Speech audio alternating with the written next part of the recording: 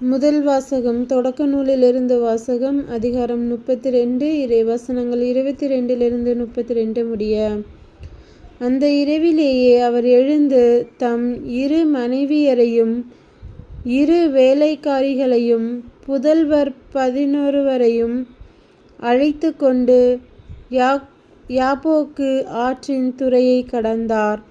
அப்படி அவர்களை ஆற்றை கடக்க செய்தபோது தமக்கிருந்த அனைத்தையும் அனுப்பி வைத்தார். யாக்கோப்பு மட்டும் இவ்வாறு தனித்திருக்க ஓர் ஆடவர் பொழுது விடியும் மட்டும் அவரோடு மற்போரிட்டார்.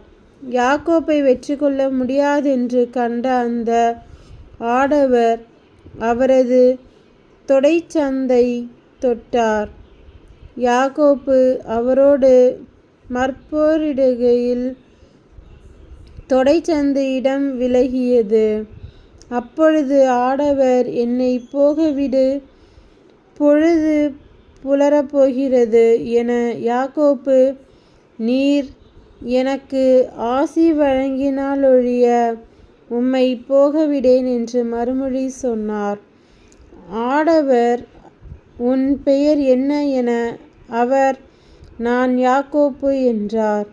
அப்பொழுது அவர், உன் பெயர் இனி யாக்கோப்பு எனப்படாது இஸ்ரேல் எனப்படும், ஏனெனில் நீ கடவுளோடும் மனிதரோடும் போராடி வெற்றி கொண்டாய் என்றார்.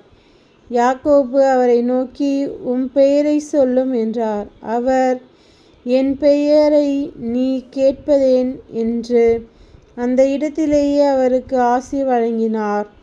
அப்பொழுது யாக்கோப்பு, நான் கடவுளின் முகத்தை நேரில் கண்டும் உயிர் தப்பி பிழைத்தேன் என்று சொல்லி அந்த இடத்திற்கு பெனியேல் என்று பெயரிட்டார். அவர் பெனியேலுக்கு அப்பால் சென்றவுடன் கதிரவன் தோன்றினான். தொடை விலகியதால் அவரும் நொண்டி நொண்டி நடந்தார். அதன் பொருட்டு இஸ்ரேலர் இந்நாள் வரை தொடைச்சந்து சதை நாரை உண்பதில்லை. ஏனென்றால் அந்த ஆடவர் யாக்கோப்பின் தொடைச்சந்து சதை நாரை தொட்டார். இது ஆண்டவர் வழங்கும் அருள்வாக்கு. இறைவா உமக்கு நன்றி.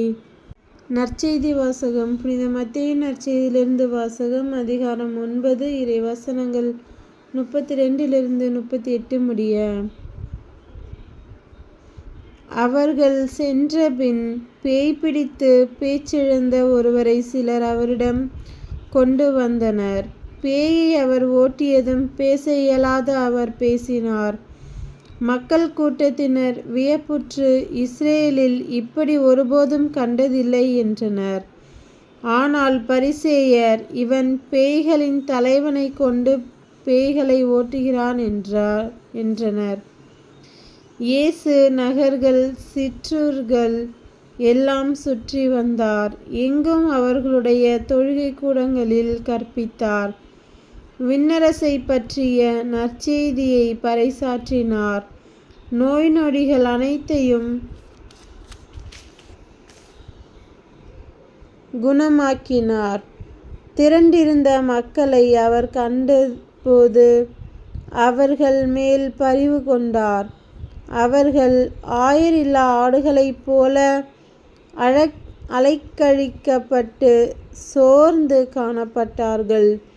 அப்பொழுது அவர் தம் சீடரை நோக்கி, அறுவடை மிகுதி, வேலையாள்களோ குறைவு. ஆகையால் தேவையான வேலையாள்களை தமது அறுவடைக்கு அனுப்பும்படி அறுவடையின் உரிமையாளரிடம் மன்றாடுங்கள் என்றார். இது கிறிஸ்துவின் நற்செய்தி. கிறிஸ்துவே உமக்கு புகழ்.